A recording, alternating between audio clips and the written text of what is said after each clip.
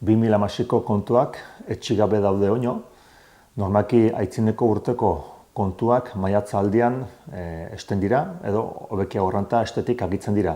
Zeren kontularitza guziak denbora horretan guzian segitzen baitu. Aitzineko urteari buruz zer, nik uste herritarrek kusten aldutena, herritarrek urte osoan barna begiztatu izan dutena. Uste dugu, 2016ko kontuak gastu arruntaren kapituluan herritarren beharretarat goiti beiti beren muga eta balintza guziekin egokitu zirela, gastu arruntaren bidez zer kudeatzen dugun, zer egiten dugun, gastu arruntarekin alde batetik eskolak mantenitzen ditugu, medikuen konsultategiak, kirol instalakuntzak, bideak, argiteri publikoa, espaloiak, eta horrelako zerrenda luze bat, ur deposituak, eta horrelako ameka. Gastu arruntarekin ere, ongizate jendarte batean oinarrizkoak diren zerbitzuak eta eskubide sozialak ere bermatzen ditugu.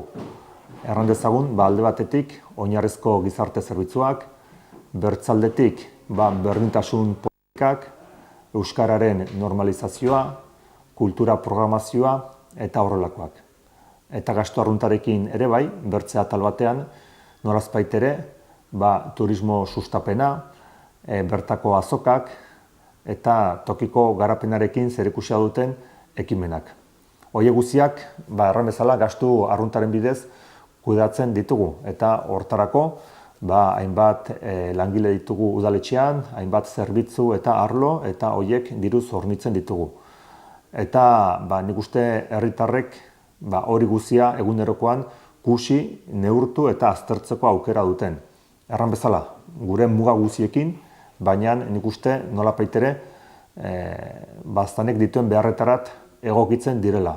Gustatuko litzaiguke, gastu arrunterako diru gehiago eduki ahal izatea, eta modu hortan ikusten diren hainbertze behar aisago asetu ahal izatea, herritarrak maiz etortzen dizkigu ez, argiteri publikoarekin, iluntasunak sortzen direla, argiak itzalitan, hemen, aldika kostatzen zaigu horiek behar bezain fite moldatzea.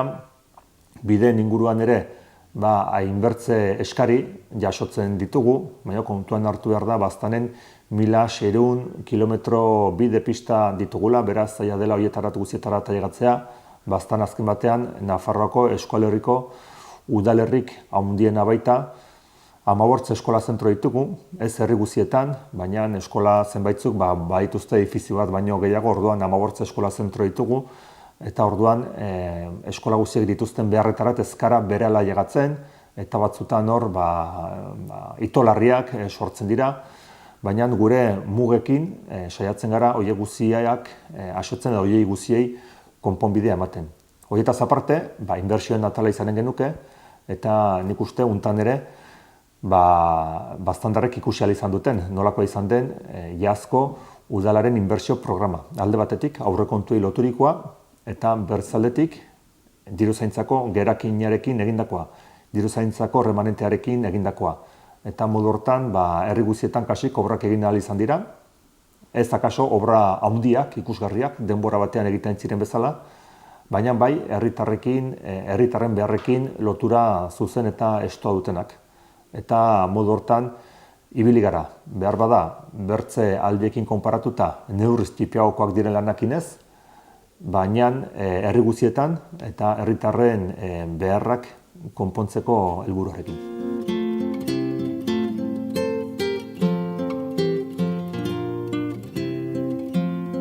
Aurtengo aurrekontuak azkenean EH Bildu, Baztango Ezkerra eta Auzolaneanen aldeko bozkarekin, gero bairen abstentzioarekin eta UPNren kontrako bozkarekin aitzinerat atra dire. Eskertu nahiko nuke, aurrekontu ok egiteko lanean aritu diren guziak, ezkerrakoak, beren enpeinu eta borondateon guziarekin, auzolanean ere bai, eta noski, EH Bilduko ekipoa ere bai. Aurrekontuak egitea gauza komplikatua da, numero handitz kuadratu behar dire eta gauza handitz kontuan hartu, eta alde hortaik, erran bezala, jende haunitzen lanaren emaitza izan da aurtengo aurrekontuena. Eta hasteko lanean aritu diren guztiei eskerrak agertu nahiko nizkieke. 2017ko aurrekontuak iazkoaren segidan heldu dira eta aitzineko legealdian egindakoen segidan ere bai. Unekin zer erran nahi dugu? Aurtengo aurrekontuak dagoeneko aitzineko urteetan probatu ikusi ahal izan diren aurrekontu batzuen gainean heldu direla eta aurrekontu egitura edo estruktura baten gainean. Alde batetik gastu arruntaren atal batekin eta bertzaldetik inbertsioen atal batekin. Eta hau bereziki azpimarratu nahiko nuke.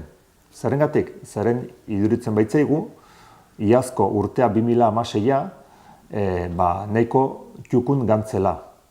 Nahiko txukun beti ere jakinik gure baliabideak mugatuak direla eta azkarrela llegatzen nahiko ginuen toki guztietarat eta nahiko ginuen bezain laster.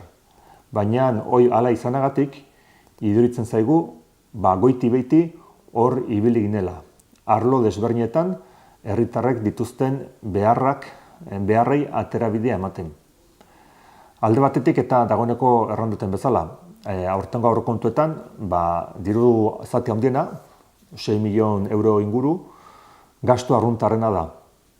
Gure aurrekontu guztiak 7.300.000 euro ingurukoak baldin badire, horrek erran nahi du, baztanen egiten den gehiena gastu arruntarekin egiten dela. Maiz, aurrekontuei buruz aritzerakoan, berela begirada inbertsioen atalerat gaten zaigu. Baina inbertsioen atala egiazki, diru zaku guzi hortan txipiena da. Naiz eta inbertsioen ataletik gauza aski importanteak egiten diren. Gastu arruntaren atalari buruz, erran bezala, goiti-biti 6 milion euro ingurukoa den horri buruz, hiru gauza azpimarkatu nahiko nituzke. Batetik, gastu arruntarekin baztanek dituen behar materialak neurri batean bideratzen dira. Bertzaldetik materialak ez direnak, gehiago direnak zerbitzuak edo eskubide sozialak. Eta hirugarrenik sustapena edo bulkaldi sozioekonomikoa, turismo, ferietakoa. Alderdi materiala aipatu dut lehenik. Alderdi materiala aipatzen dudalek zeri buruz hain naizen? Eskolak, mediku kontsultategiak, kirol instalakuntzak, bideak eta horrelakoak. Horiek dire alde batetik gastu arruntarekin asetzen duguna. Eta hortarako kontuan hartu behar da baztanek duen edadura, baztanek dituen azpiegitura guziak. Eta horrek suposatzen dakun egin ahala. Nola nahi ere eta errandugunez, aurrekontuok aitzineko urtekoen segidan heldu dira eta nik uste goiti beiti dagoeneko erakutsi dugun bezala ailegatzen garela gure gabezi guziak gabezi eta eskasi guziak eskasi. Bertzaletik gastu arruntaren atal hortan ere bai, erran bezala oinarrizko gizarte zerbitzuko politikak bermatzen dira, jendei etxez-etxeko zerbitzu ematen zaie, adineko jendei, xaharrei, bertzaletik ere bai, berdintasun politikak bulkatzen dira, gizon eta emaztekien arteko parekidetasun politikak. Eta horiek ere aski importanteak dira. Alde batetik justua eta zuzena delakoz, emaztekiek gizonek bezain bertzeko aukerak behar dituztelakoz, denak berdintasunean, eta bertzaletik landa eremuko ikuspegi guziz pragmatiko edo egoista batetik nahi baldin bada, beharrezkoa dugulakoz, emaztekiak hemen, landa eremuetan ere gelditzea.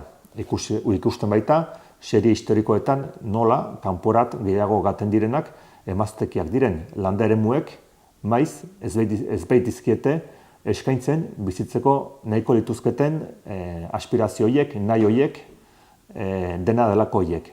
Beraz, zuzena delakoz, eta zuzentasunean sinesten ez duenaren dakoz, egoismo edo pragmatismoaren gatik. Eta berdintasun politikak ere bulkatu behar dira. Kultur programazioa aldikea aitzen dut, zertarako gastatu sosa antzerkian edo untan edo bertzean landa eremuek erakargarriak behar dute izen. Landa eremuetan jendei oinarrizko azpiegitura material horiek bermatu behar zaizkie, mediku kontsultategi, eskola, bide, eta horiek guztiak, eta horiekin batean jendeari asegarri zaizkion, erakargarri zaizkion programazioak, eskaintzak eskaini behar zaizkio. Jendeak hementxen gelditzea nahi baditugu, 21. mendeko buruarekin pentsatu behar dugu, 2017ko buruarekin. Hemen eskaintzen hemen jendei ez bazaie eskaintzen bilatzen dutena, kanporat ganen dira, hirirat, eta antxen geldituko dire. Frantziar estatuan, landa eremuek ere krisi handia bizi dute, eta landa eremuei buruz mintzatzerakoan, beti mintzo dira l'attraktivite, erraten dioten horri buruz. Landa eremuen erakargarritasuna bulkatu beharra dago. Landa eremuak erakargarri dira, neurri handi batean, duten inguru kalitatearengatik, duten bizi kalitatearengatik eta bar. Baina hoi ere gurutzatu behar da, jendek dituzten bertze aspirazio eta nahiekin. Gastu arruntarekin ere, euskararen normalizazioa bulkatzen dugu, eta hainbertze arlo. Eta gastu arruntarekin, 3. atal edo zutabe bat izanen genuke, sustapen sozioekonomikoa. Tokiko garapena, turismoa, bertako feriak eta bar.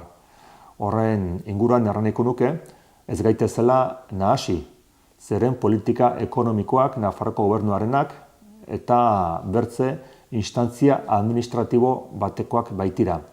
Aldike eta azkeneko aldiuntan sumatzen dut, nolapait ere, sustapen sozioekonomikoaren gaineko ardura guzia, edo enfasi guzia, udalari buruz pausatzen dutela hainbatek. Erranen nuke, hoi akatsa dela. Zerrengatik, udalak ez dolakoz baliabide ekonomikorik hortarako, ez dolakoz lege tresnarik, eta ez dolakoz giza baliabiderik ere hortarako. Beraz, udalak bere mugekin hortan lan egin behar du, sustapen sozioekonomikoan. Baina sustapen sozioekonomikoa bulkatzeko egiazki, bertze instantzia batzuetan reklamatu behar dira gauzak. Orduen erran bezala, hori guzia gastu arrunta izanen genuke. Aurtengo gastu arrunta iazkoari buruz, 0,37 handitu da. Gastu arrunta aztertzerakoan, beti doikuntza ajuste batzuk iten dire eta aurten batzuk ere hala intugu. Doikuntza ajuste horien ondorioz, zenbait gastu txipitzen dira, bertze batzuk handitzen, eta horiek guztiak emaitza bat ematen dute.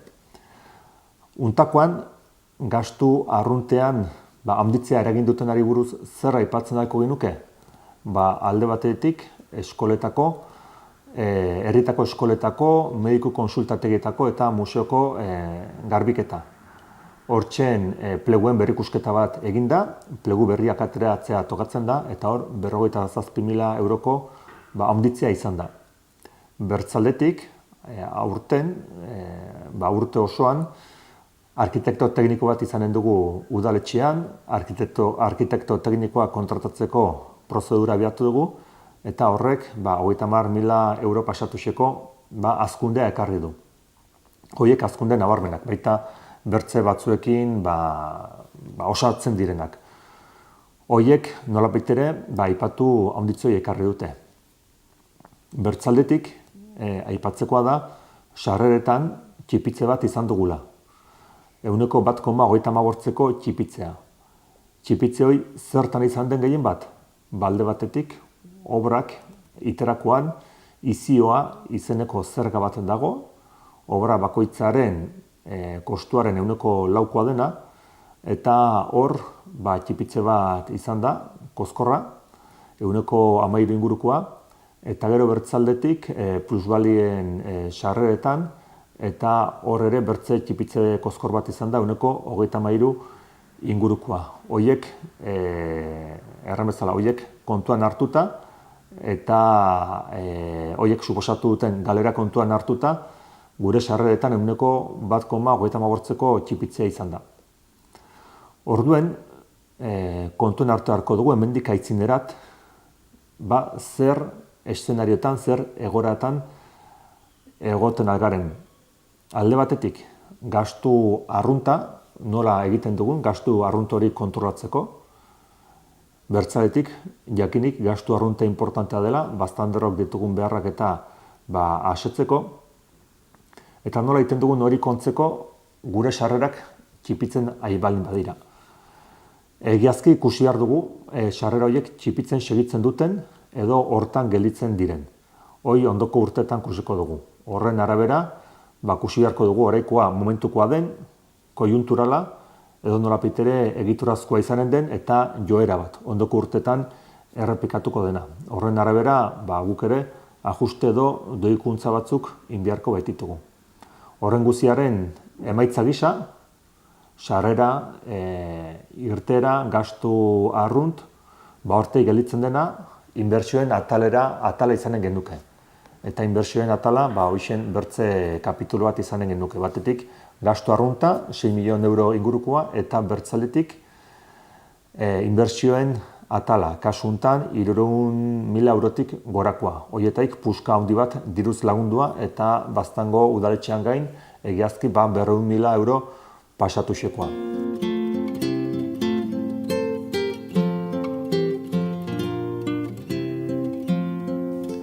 Diru sarrerei buruz, horri buruz aritzerakoan, untakoan, tokiko inbertsio planari buruz mintzatu nahiko nuke. Eta tokiko inbertsio planean adibidez, udalei nahi eran ibiltzeko ematen zaien sos multzoari buruz. Eta zerengatik horri buruz, zeren argigarriak dira, Baztanek finantziatzeko dituen arazoei buruz, eta Nafarroako gobernuaren aldetik jasotzen duen tratu historikoari buruz. Txipitxapa ikusi ahal izan duzuenok, irakurri ahal izan duzuenok, txipitxapan agertzen da, kuadro batean, erabaki askeko diruen banaketak nola izan dira eskualdeko udal eta kontzejuetan. Testu hortan aski ongi dagoena aipatzen da, Nafarroko gobernuak diru hauekin herri txipiak indartu nahi izan dituela. Zein da afera, Baztanen berez 15 herri gaudela, naiz eta udaletxe bakarra izan. Orduan, sosa, Baztango udaletxeari bakarrik ematen zaio, eta populazio irizpidea edo irizpide demografikoa kontuan hartuta. Horren ondorioz, Baztanek 150.000 euro hartu ditu. Ikusten dugu eskualdean, eta ez ditut herriak aipatuko itxusi geldituko zelakoz, baina datuak horretu zuen, herri txiki batek, 250 biztanleko herri batek, 28.000 euro hartu dituela. Guziz modu xuxen eta gainera bidezkoan. Zeren herri horrek ere bere beharrak izanen ditu. Gu ez gara hortan sartzen. Guk ez dugu erraten herri txiki horiek ez dutenik beren diru zati hori hartu behar. Guk erran nahi duguna da, Baztanen 230 biztanleko herria honitzen ditugula. Gehixagokoak ere bai eta gutixagokoak ere bai. Eta Baztango herri bakoitzari emanen bazitzaion, diru puxka bat, Baztanek 150.000 euro ez, seguraski, diru gehiago hartuko lukela. Gure eskualdean berean ikusten dugu, bortziriak, malarrekak, eta hoietako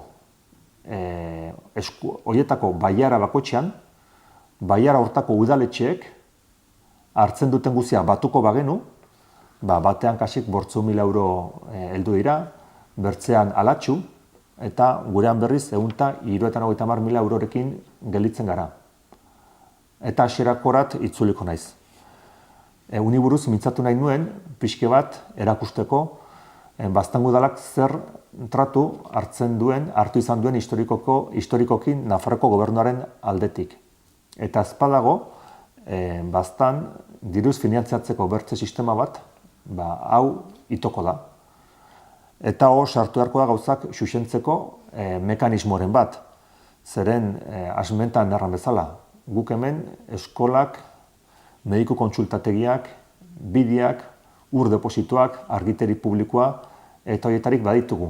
15 herri gara, eta beraz, horien neurriaren arabera. Horren araberako finantziazio eskema bat beharko genuke. Nolapait ere gure lurraldea kontuan hartuko zuena, gure populak eta nukleoak, gure herriak, eta biztanleria ere bai. Zeren bertzenaz beti kalteturik atratzen ari gara. Beraz, sarreren txipitzea aipatzen dugulaik, horren ondoan aipatu nahi duguna da, Nafarroko gobernuaren aldetik bertze finantziazio sistema bat ere behar dugula.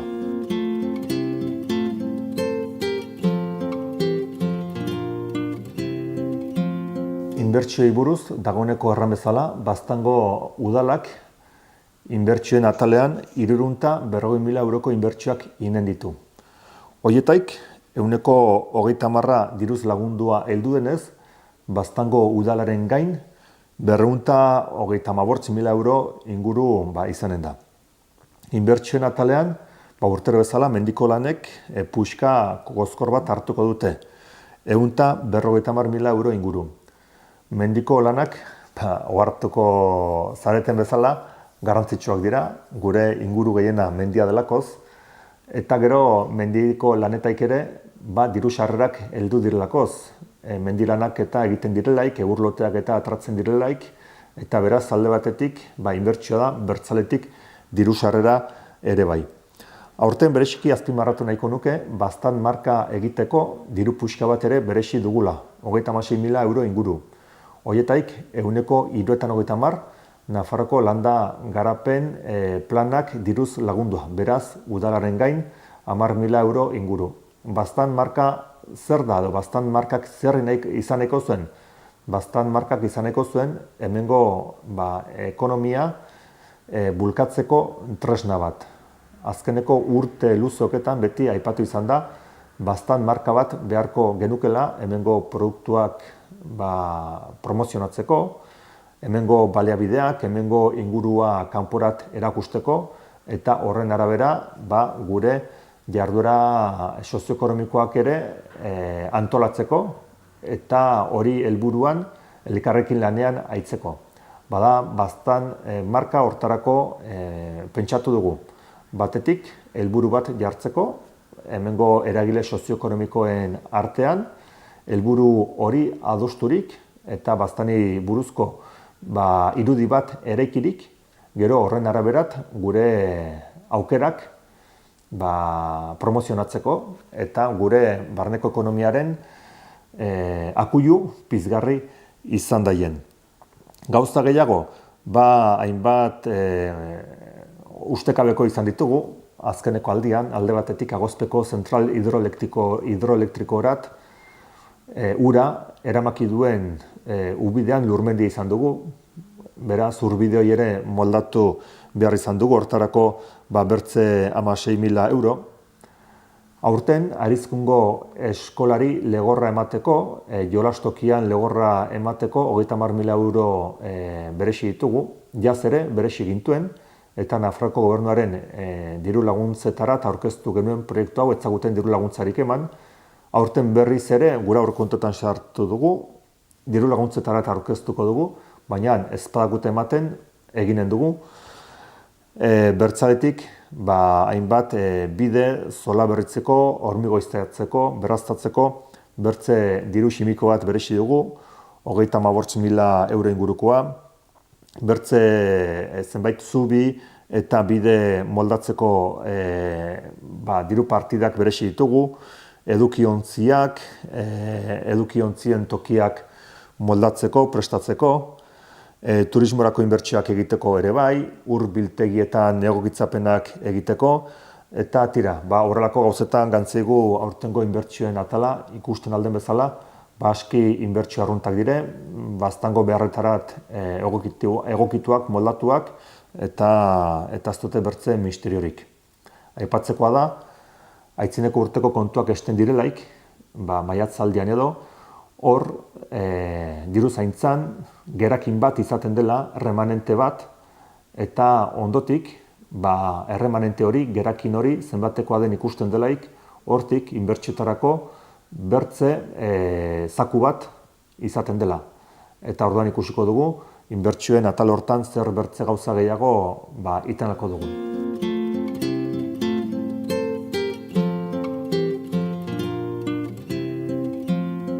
Baztango aurrekontuak aztertzerakoan zorrari buruz mintzatzea ere beharrezkoa da.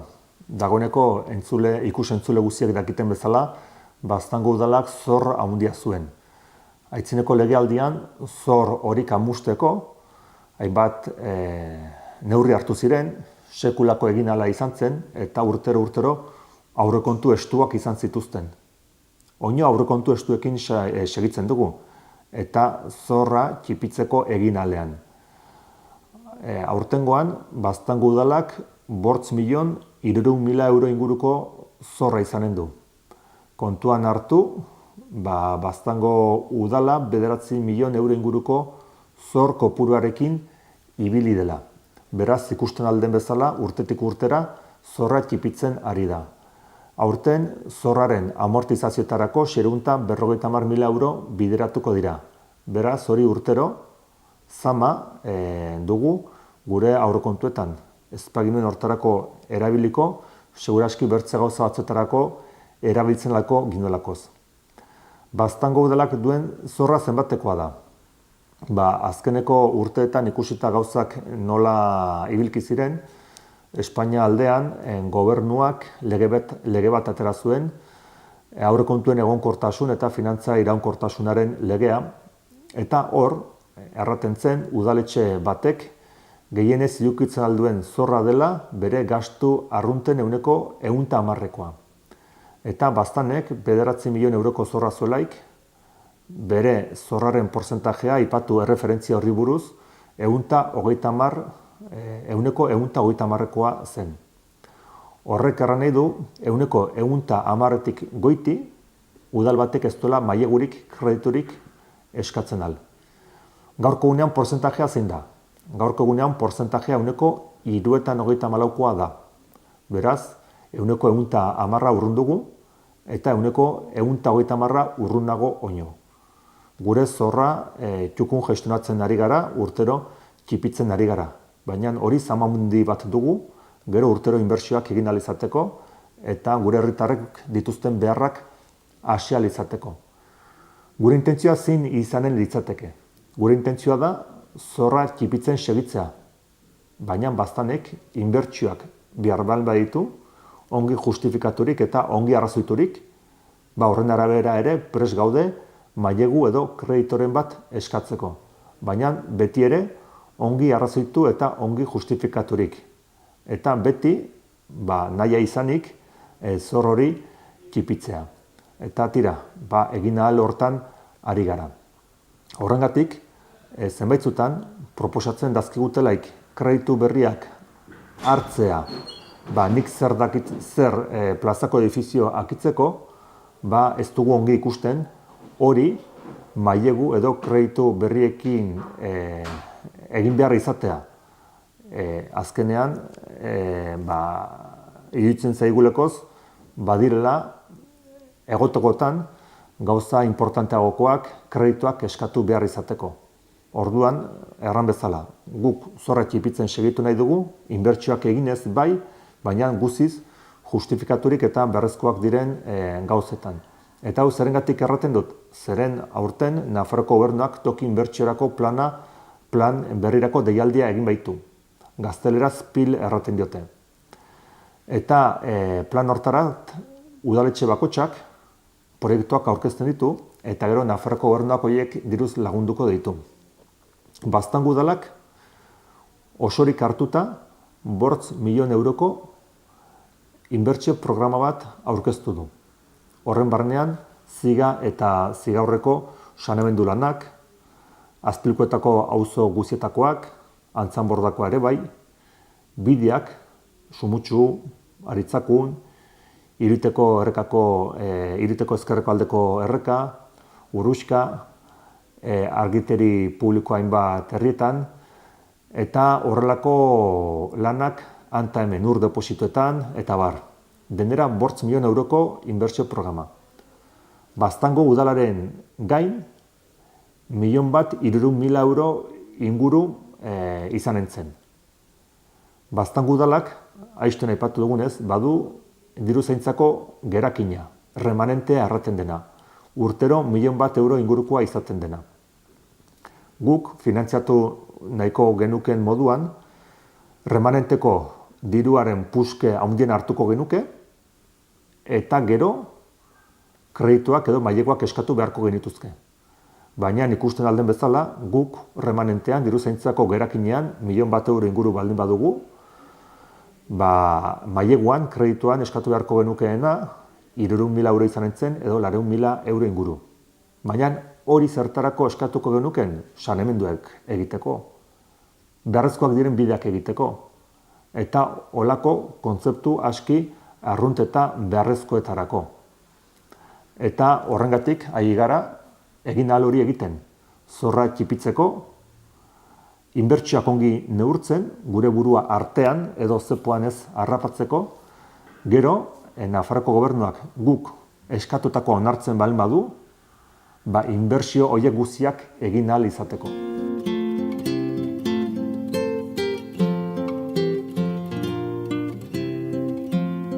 Plazari buruz, eztabaida pixkat sortu da plazako eraikin edo edifizioari buruz. Zerrengatik, Gerabaik proposatu zuen aurrekontuetan 150.000 euroko kreditu edo mailegu bat eskatzea plaza akitu ahal izateko. Guk kontra bozkatu ginen. Zerrengatik bozkatu ginen kontra? Iruditzen zaigulekoz, plazako edifizioa eraikina akitu behar dela, baina horretarako Nafarroko gobernuaren diru laguntza behar dela. Iruditzen zaigu, gaur den egunean, gisa hortan, bertzerik gabe, Baztango udalak hori guztia bere gain hartzea soberaskoa dela. Eta horrengatik erran ginuen, Nafarroko gobernuaren aitzinean lan egin beharra da, diru laguntza bat eskuratu ahal izateko, diru laguntza kozkor bat. Hori alde batetik. Bertzaletik, proposatu zuten bezala, ikuste ginuen utxun handitz zituela. Alde batetik, bere denborean, plazako eraikina edifizioak itzeko egindako kalkulua 210.000 euro ingurukoa baitzen, beza barne beti ere. Eta hori xuxena balin bada, 210.000 euroko kostoa zuela, plazako eraikin edifizio horren akitzeak, 180.000 eurorekin etzen posible izanen. Orduen hor datuetan bada zerbait ere guk xuxen ikusten ezkinuena. Bertzaletik, kreditu horri buruz, kreditu eskakizun horri buruz, ez genuen ikusten denboran nola itzuliko zen. Ez zegoen planifikaturik zenbat kostako zen urtero horren itzulketa. Eta azkenik, edifizioa akitzeko, iruditzen zaigu behar dela jakin, behar dela argitu, eraikin edifizio hori zertarako erabili behar den. Eta garbi izan hor zer jarri nahi den. Zeren, hor jarri nahi diren zerbitzuetako haunitz gaur den egunean dagoeneko ematen baitira. Horrek zer harra nahi du? Eraikin edifizio hortan gaur den egunean ematen diren zerbitzuak jarriko balira, azkenean egiten nahiko ginena izan entzela gastu arrunta handitzea. Zuk gaur den egunean hau edo bertze dagoeneko ematen baituzu, ematen baldin baduzu, eta ematen baldin baduzu han hemen idukirik, horiek duzun tokitik atera eta plazako eraikinera teramanik horrek erran nahi du urtero, gastu arrunta hilenen zaitzula. Orduan, hori da guk ikusten ginuena. Alde batetik, plazako eraikina edifizioak akitu beharko da, baina hortarako diru laguntzak behar dira. Bertzaletik, argi eta garbi izan behar da, zenbat kostako den, hasierako kalkuluak batzuk baitziren. Bertzaletik, zertarako erabili behar den, eta hori guztia argiturik, orduan uni bidea eman beharko zaio. Baina modu improvisatuan dugun zor handiarekin eta eskuartean dugun toki inbertsiorako plan handi horrekin iruditzen zitzaigun arriskutsua eta arinkeria handiz egindako planteamendua zela.